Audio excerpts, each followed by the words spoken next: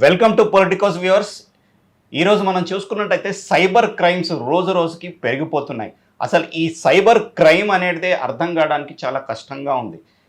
నేను పడను ఈ క్రైమ్లోకి, నాకు తెలుసు, ఇంటెలిజెంట్ అనుకున్న వారే ఎక్కువగా పడుతున్నట్టుగా కొన్ని గణాంకాలు చెప్తున్నాయి.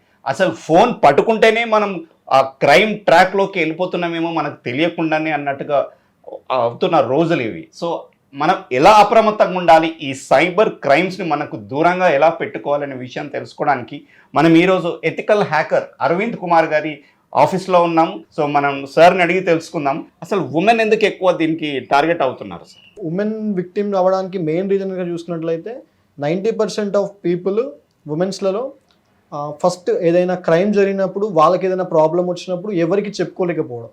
సో నేను ఒక ఉమెన్ని బయటికి చెప్పుకుంటే నా పర్సనల్ ఇమేజ్ ఏమైనా డ్యామేజ్ అవుతుంది, సో నాకెవరు హెల్ప్ చేస్తారు, నేను పోలీస్ స్టేషన్ దాకా వెళ్ళలేను, మా ఇంట్లో సపోర్ట్ ఉండదు. సో ఇట్లా బేసిక్ రీజన్స్తోని ఉమెన్ విక్టిమ్గానే ఉండిపోతుంది. అండ్ మోస్ట్లీ చూసుకున్నట్లయితే సోషల్ మీడియా యాక్టివిటీ, ఒక ఉమెన్ 90% ఆఫ్ ప్రాబ్లం ఫేస్ చేసేది సోషల్ మీడియాతోనే. So like fake loans app గురించి కానీ, ఫేక్ యాక్టివిటీ గురించి కానీ, సోషల్ మీడియాలో చాలా యాక్టివ్గా ఉండడం ఎవరైతే ఉంటున్నారో వాళ్ళకి ఎక్కువ ప్రాబ్లమ్స్ వస్తూ ఉంటాయి. లైక్ మనకు వచ్చే కేసెస్ చూసినట్లయితే ఫేక్ అకౌంట్స్ క్రియేట్ చేయడం, ఫేక్ వాట్సాప్ నుంచి అమ్మాయిని హరాస్ చేయడం, అమ్మాయి ఫోటోతోని న్యూడ్గా ఆమె ఒరిజినల్ ఇమేజ్ని న్యూడ్గా మార్చి మార్ఫింగ్ చేసి అమ్మాయిని బెదిరింపులకు పాల్పడడం. సో ఇటువంటి ఎక్కువ వస్తూ ఉంటాయి. సో ఒక ఫేక్ అకౌంట్ క్రియేట్ చేయాలంటే 2 minutes ఆఫ్ టైం సరిపోతుంది. బట్ ఆ ఫేక్ అకౌంట్ డిలీట్ చేయాలి అనుకుంటే 2 weeks పట్టవచ్చు, 4 weeks పట్టవచ్చు విత్ లీగల్గా. సో పోలీస్ డిపార్ట్మెంట్కి కంప్లైంట్ చేసినా, సో ఆమె ఎక్కడ కంప్లైంట్ చేసినా కూడా ఒక అకౌంట్ రిమూవ్ చేయాలి. సో సస్పిషియస్గా అకౌంట్ ఉంది, అమ్మాయికి ప్రాబ్లం జరుగుతుంది, దాని వెనుక ఎవరున్నారు, అసలు అకౌంట్ ఎవరు క్రియేట్ చేసి హరాస్మెంట్ చేస్తున్నారు, ఇటువంటి విషయాలన్నీ ఫైన్ చేయాలనుకుంటే 14 days 28 days అట్లా పట్టవచ్చు ఒక అమ్మాయికి చూసుకున్నట్లయితే. సో బట్ ఆ 14 days టైంలో అమ్మాయికి జరగాల్సిన హరాస్మెంట్, అమ్మాయికి జరగాల్సిన డ్యామేజ్ అంతా జరిగిపోయి అమ్మాయి సూసైడ్ చేసుకోవడం, డిప్రెషన్లోకి వెళ్ళిపోవడం, సో బయట సమాజంలోకి అమ్మాయి రాలేకపోవడం, ఇట్లా జరుగుతూ ఉంటాయి. సో మెయిన్గా కనుక చూసుకున్నట్లయితే personal information, personal photos, personal data social మీడియాలో పెట్టకపోతే ఉమెన్ విక్టిమ్ అవ్వదు 90%. అసలు మనం ఫోన్ తీసుకున్నప్పుడు సార్, అంటే మనం ఫస్ట్ చెక్ చేసేది మన అప్డేట్స్. ఎవరు ఏం అప్లోడ్ చేశారో అని చూస్తాం, లేదా మనం ఏం అప్లోడ్ చేయాలనే తపనతోనే మనం ఇప్పుడు అసోసియేట్ అయిపోయినాం ఫోన్తో. సో దాన్ని మరి ఎట్లా దాన్ని అరికట్టాలి సార్ వాళ్ళు? ఏ అమ్మాయి అయినా సరే ఒక ఫోటో దిగాలి, ఒక వీడియో క్లిప్ తీసుకోవాలి అనుకున్నప్పుడు ఆ వీడియో క్లిప్ కానీ, ఆ ఫోటో కానీ ఈ భూప్రపంచంలో ఎవరు చూసినా పర్లేదు అనే రకంగా ఆమె డ్రెస్అప్ ఉన్నప్పుడు, ఆమె బ్యాక్గ్రౌండ్ ఉన్నప్పుడు మాత్రమే ఫోటో దిగాలి. సో ఈ ఫోటోని మా నాన్న చూసినా పర్లేదు, మా అన్న చూసినా పర్లేదు, మా తమ్ముడు చూసినా పర్లేదు, నేను నీట్ డ్రెస్లో ఉన్నాను, సో ఫోటో దిగవచ్చు, ఎక్కడ షేర్ అయినా కూడా నాకు ఫ్యూచర్లో ప్రాబ్లం ఉండదు అనేట్టుగా ఫస్ట్ ఫోటో దిగాలి.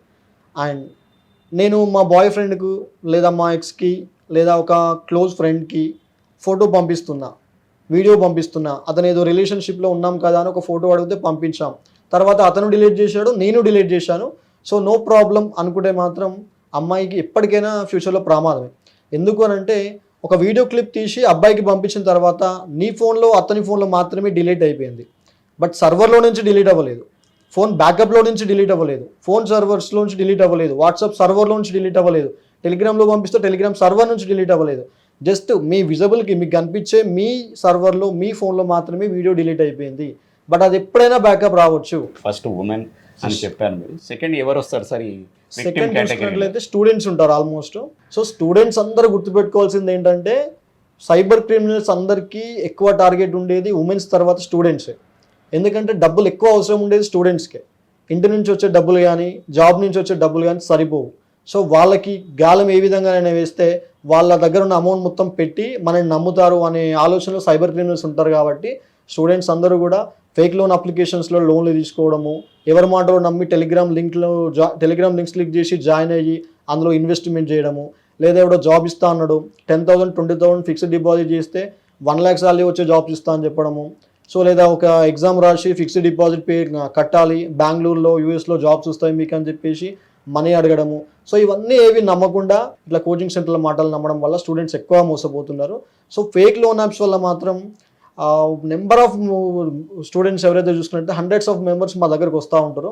సో నేను 10,000 లోన్ తీసుకున్నాను, మా కాంటాక్ట్స్ అందరికీ కూడా ఇప్పుడు న్యూడ్ ఫొటోస్ అన్ని మై పంపిస్తున్నారు, నేను ఒక అమ్మాయిని రేప్ చేసినట్టు పంపిస్తున్నారు, న్యూడ్ కంటెంట్ అంతా పంపిస్తున్నారు, నేను ఏం చేయలేకపోతున్నాను సార్, నా ఇమేజ్ అంతా డ్యామేజ్ అయిపోయింది, నేను సూసైడ్ చేసుకుంటా సార్ అని చెప్పేసి వస్తూ ఉంటారు. అమ్మాయిలు కూడా చాలామంది ఇట్లా వస్తూ ఉంటారు. సో మీరు 5,000 10,000 అని చెప్పేసి స్పాట్లో వస్తున్నాయి, ఇన్స్టెంట్గా వస్తున్నాయని చూస్తున్నారు. బట్ ఆ 5,000 10,000 ఆ స్పాట్లో వచ్చే అమౌంట్తో మీ లైఫే నాశనం అయిపోతుంది. కాబట్టి స్టూడెంట్స్ ఎవరైనా ఆ 5,000 10,000కి ఆశపడకుండా ఇంట్లో నుంచి కానీ ఫ్రెండ్స్ నుంచి కానీ డబ్బులు తీసుకోవాలి తప్పితే ఫేక్ లోన్ యాప్స్ నుంచి మాత్రం తీసుకోవద్దు. రూరల్ సైడ్ ఉన్న అంటే అక్కడున్న పాపులేషన్, అక్కడున్న ప్రజలు వాళ్ళు ఎక్కువ విక్టిమ్ అవ్వట్లేదు. విలేజ్లలో ఉండి ఒక 5 లక్షలు 10 లక్షలు లాస్ అయ్యాను అని అంటే పక్కన వారికి తెలిస్తే ఒక చిన్న చూపు, ఒక దొంగగా చూసినట్టు, చాదగాని వాడిగా చూసినట్టు చూసి రెస్పెక్ట్ అనేది పోతుందని చెప్పేసి ఎవరికి చెప్పుకోలేకపోతున్నారు.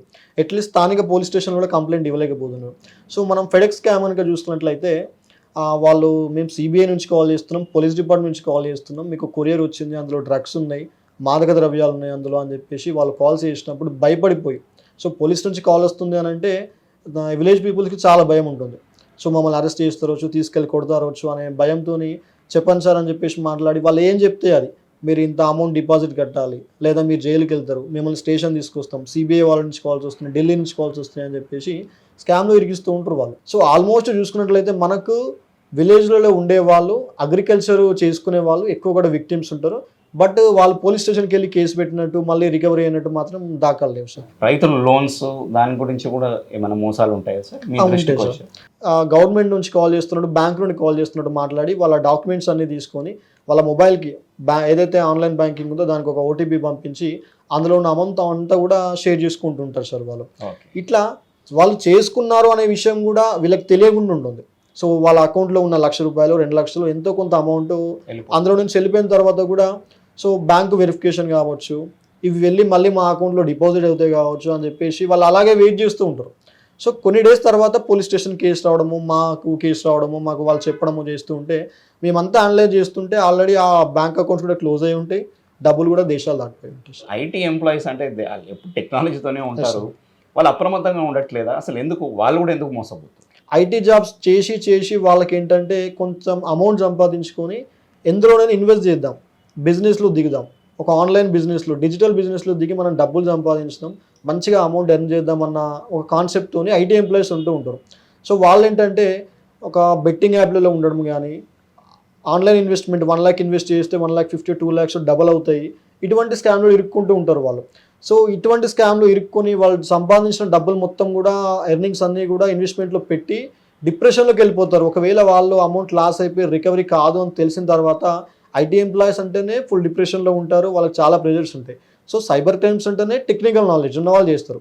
ఆ టెక్నికల్ నాలెడ్జ్ ఉన్న వాళ్ళు, టెక్నికల్గా గైడ్ అయి ఉన్న వాళ్ళను 80% చేస్తున్నారు. ఇందులో ఆల్మోస్ట్ ఐటీ పీపుల్ కూడా ఎక్కువగా ఉంటారు. ఢిల్లీలో ఒక ఫాదర్కి ఫోన్ కాల్ వచ్చేసి వాళ్ళ డాటర్ని ఏదో కిడ్నాప్ చేసినట్టుగా ఒక ఫోటో పెట్టడము లేకపోతే వీడియో పెట్టడము చేసి అందరూ నుంచి వాళ్ళు డిమాండ్ చేసి అమౌంట్, కిడ్నాపర్స్ అంటే కిడ్నాపర్స్ కూడా they are able to use technology అన్నట్టుగా ఇక్కడ మనకు స్పష్టమవుతుంది సార్. ఇటువంటి వాటిని ఏమంటారు సార్? మీరు చెప్పిన కేసు చూసినట్లయితే ఢిల్లీలో జరిగింది సార్ అది. సో ఒక స్కూల్ పాపను ఒక చైర్లో కూర్చోబెట్టి ఆమెను తాళ్ళతో కట్టేసి ఎవరైతే ఫ్రాడ్స్టర్ ఉన్నారో వాళ్ళ ఫాదర్కి వీడియో కాల్ చేసి అమ్మాయిని చూపించి మీ పాపను కిడ్నాప్ చేశాం, సో ఆ పాప అరుస్తూ ఉండడం, డాడీ డాడీ అని పిలవడం. సో ఇది చూసే వరకు ఫాదర్ మొత్తం టెన్షన్కి గురైపోయి అసలు మా పాపను ఎందుకు కిడ్నాప్ చేశారు, మీకు ఏం కావాలి అని అడిగితే నాకు ఒక 10 lakhs అమౌంట్ కావాలి, ఒక అకౌంట్ నెంబర్ చెప్తే ట్రాన్స్ఫర్ చేయండి, సో లేకపోతే మీ అమ్మాయిని చంపేస్తామని బెదిరిస్తే వెంటనే 10 lakhs ట్రాన్స్ఫర్ చేసి సంబంధిత స్కూల్కి వెళ్ళేసరికి పాప అక్కడ క్లాస్లోనే ఉంటుంది. ఆ ప్రిన్సిపల్ మీద కరవడము, ఆ పాప మీద కరవడము చేసి అసలు ఎక్కడికి వెళ్ళారు మీరు, ఏం జరిగిందని అడిగితే లేదు మార్నింగ్ నుంచి స్కూల్లోనే ఉన్నారు, ఏం జరగలేదు, మీరు ఎందుకు టెన్షన్ పడుతున్నారు అని అంటే అసలు విషయం తెలిసేసరికి ఈ పోలీస్ స్టేషన్లో కేసు పెట్టేసరికి ఏఐతోని స్పూఫింగ్ చేసి ఈ విధంగా మాట్లాడని తెలిస్తే పోలీసులు, పబ్లిక్, విక్టిమ్ అందరూ కూడా షాక్ అయిపోయారు. ఎందుకంటే ఒక 5 minutes డ్యూరేషన్లో సాఫ్ట్వేర్ని యూజ్ చేసుకొని ఇంత పెద్ద క్రైమ్ కావడం అనేది ఫస్ట్ ఢిల్లీలో జరిగింది సార్. ఇక ఢిల్లీ నుంచి ఇప్పటికీ జరుగుతుంది మన స్టేట్లో కూడా. ఒక కంపెనీ పెట్టేసి అందులో ఇన్వెస్ట్ చేయించేసి ఓవర్ నైట్ ఆ కంపెనీ డబ్బులన్నీ తీసేసుకొని వాళ్ళు ఎక్కడికో వెళ్ళి మళ్ళీ టెలిగ్రామ్లోనే మెసేజ్ పెట్టారు, మీరు అందరూ మోసపోయారు, ఈ డబ్బులన్నీ తీసుకొని వెళ్ళిపోయినారు, మీరు ఏం చేసినా కూడా నన్ను ఏం వీకలేదు, నేను ఎప్పుడో దేశం వదిలి వెళ్ళిపోయినా, ఇట్లాంటిది కూడా ఒకటి టెలిగ్రామ్లో అంటే ఫ్రెండ్ సర్కిల్లో ఒకటి ఇట్లాంటివి కూడా ఉన్నాయి కానీ చాలా అంటే రిపోర్ట్ అవ్వట్లేదు సార్. Yes, sir. సో అట్లాంటి ఎన్ని రకాలు ఉన్నాయి సార్ మీ దగ్గరకు వచ్చినాయి? మాదాపూర్, గచ్చిబౌలి, బంజారా హిల్స్ ఈ హైటెక్ సిటీ ప్రాంతంలో ఒక ఆఫీస్ సెటప్లో నార్మల్ ఒక బిల్డింగ్లో ఒక ఆఫీస్ సెటప్ పెట్టుకొని సో ఇదంతా కూడా ఒక ప్రోడక్ట్ పైన లేదా ఒక యాప్ పైన ఇన్వెస్ట్మెంట్ చేస్తున్నట్టు ఆ రిచ్ కిడ్స్తోని సాఫ్ట్వేర్ పీపుల్తోని ఇన్వెస్ట్మెంట్ చేసేసుకొని లైక్ వాళ్ళకు మొబైల్ ఫోన్స్ గిఫ్ట్ ఇవ్వడం, వాళ్ళకు పబ్లోకి తీసుకొని పార్టీలు ఇవ్వడం. సో ఈ విధంగా వాళ్ళని చాలా ఎంజాయ్గా లైఫ్ అనేది చాలా ఎంజాయ్గా ఉంటుందని చెప్పి డీల్ చేస్తూ వాళ్ళకు స్టార్టింగ్లలో వాళ్ళు ఒక 10 lakhs పెడితే వాళ్ళకు డబల్ అయినట్టుగా, వాళ్ళకు హాఫ్ అమౌంట్ వచ్చినట్టుగా, వాళ్ళకి ఎక్కడ లేని ప్రాఫిట్స్ అన్నీ కూడా చూపిస్తూ ఒక 2 months 3 monthsలో వాళ్ళ ఫ్రెండ్స్తోని ఫ్యామిలీస్తో అన్ని ఇన్వెస్ట్మెంట్ అంతా కూడా చేయించుకున్న తర్వాత సో ఎవరైతే ఫ్రాడ్స్టర్ అతను కావాల్సుకున్న డబ్బు వచ్చింది, సో అతను safe side crores of money వచ్చింది, నేను ఎక్కడికి వెళ్ళైనా బ్రతకొచ్చిగా అని చెప్పేసి ఈ సెటిల్మెంట్ అంతా కూడా తీసేసుకొని వేరే దగ్గరికి వెళ్ళి అదైతే టెలిగ్రామ్ గ్రూప్ వాట్సాప్ గ్రూప్లో ఉందో డైరెక్ట్గా అతనే సో మీరందరూ కూడా ఫూల్ అయిపోయారు, నేను నా ఈ కంపెనీ సో ఇది సో అందరికీ ఈ విధంగా చేసింది నేనే అని చెప్పేసి డైరెక్ట్గా మెసేజ్ పెట్టేసి అబ్స్కాండ్ అయిపోతున్నాడు. సో ఇట్లా లాస్ట్ 6 months నుంచి 40+ కంపెనీస్ ఇట్లా అయినాయి, క్రోర్స్ ఆఫ్ మనీ కూడా వెళ్ళిపోయింది. సో ఓన్లీ తెలంగాణ చూసుకుంటే ప్రతిరోజు అట్లీస్ట్ ఒక 10 CR పైన 10 కోట్ల పైన అమౌంట్ లాస్ అవుతున్నారు హైదరాబాద్ పీపుల్. సార్ ఇంత అవేర్నెస్ ఇంత మీరు కేసెస్ ఇవన్నీ కూడా సాల్వ్ చేస్తారు సార్, మీకు కూడా వచ్చి ఉండొచ్చు కదా సార్ కాల్స్, మీరు కూడా అయ్యి ఉంటారు, మీరు ఎట్లా ప్రమోదం అవుతారు? నాకు 3 days కింద ఫెడెక్స్ కొరియర్ నుంచి మాట్లాడుతున్నాం. బాక్స్లో కొరియర్లో ఏదైతే ఉందో అందులో డ్రగ్స్కి సంబంధించిన పార్టీస్ ఉన్నాయని, సో మీరు మనీ లాండరింగ్లో కూడా ఇన్వాల్వ్ అయ్యారని చెప్పేసి నాకు కాల్ వచ్చింది సార్. నేను ఫెడెక్స్ స్కామ్ గురించి 3-4 months నుంచి అవేర్ చేస్తూ ఉన్నా పబ్లిక్ని, నా ఛానల్స్లలో మా సోషల్ మీడియాలో అవేర్ చేస్తూ ఉన్నాం. నాకే కాల్ వచ్చి నా నేమ్తో ఫెడెక్స్ స్కామ్లో మీరు ఇన్వాల్వ్ అయ్యారని చెప్పేసి నాకే వచ్చింది సార్. సో వాళ్ళ డీటెయిల్స్ అన్నీ కూడా మేము ఇన్వెస్టిగేటివ్ డిపార్ట్మెంట్కి అందిస్తున్నాం మళ్ళీ కూడా. సో వాళ్ళకి ఏంటంటే కామన్ పబ్లిక్ అయినా ఒకటే, పోలీస్ అయినా ఒకటే, సీఎం అయినా ఒకటే, వాళ్ళు బెదిరించాలి, వాళ్ళ మానసిక స్థితిని బట్టి అమౌంట్ డిమాండ్ చేయాలి, అమౌంట్ దండుకోవాలి సార్. వాళ్ళు ఎవరైనా ఒకటే వాళ్ళకి. సో ఎవరైనా సరే పర్సన్ విక్టిమ్ కాకుండా ఉండాలి అని అంటే ఆ 1 minute చాలా జాగ్రత్తగా మాట్లాడాలి సార్. అండ్ మీ పొలిటికోస్ నుండి నా ఫౌండేషన్స్ నుండి పబ్లిక్కి నేను చెప్పేది ఏంటంటే సైబర్ క్రైమ్స్ విక్టిమ్ అవ్వద్దు అనుకుంటే ఒకే ఒక్క వర్డ్ ఫాలో అయితే సరిపోతుంది, ఎమర్జెన్సీగా డిజిటల్ వాళ్ళు ఏది కూడా చేయకూడదు. బ్యాంక్ నుండి కాల్ చేస్తున్నాం, ఫెడెక్స్ నుండి కాల్ చేస్తున్నాం, KYC డాక్యుమెంట్ గురించి కాల్ చేస్తున్నాం, సో లేదా మీ మిస్టేక్ ఇక్కడ సోషల్ మీడియాలో మీ మిస్టేక్ జరిగింది, లేదా మీ వీడియో మా దగ్గర ఉంది, మీ ఫొటోస్ ఉన్నాయి, మీ ఆడియో క్లిప్స్ ఉన్నాయి, ఇట్లా ఏదైనా సరే కాల్స్ వచ్చినప్పుడు మనం ఏదైనా తొందరపడి ఎమర్జెన్సీగా ఓటీపీలు చెప్పడము, మన మొబైల్ యాక్సెస్ ఇవ్వడము, మన ఏదో వీడియో షేర్ చేయడము, వాళ్ళకి భయపడడం ఏది కూడా చేయనవసరం లేదు. ఎమర్జెన్సీగా ఏది చేయకపోతే సరిపోతుంది.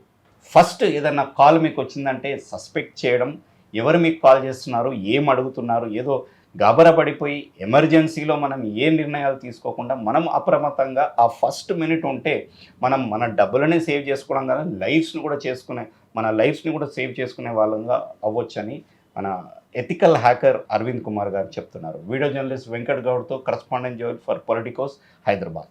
Please subscribe to the channel and download the Politicos app from the links in the description.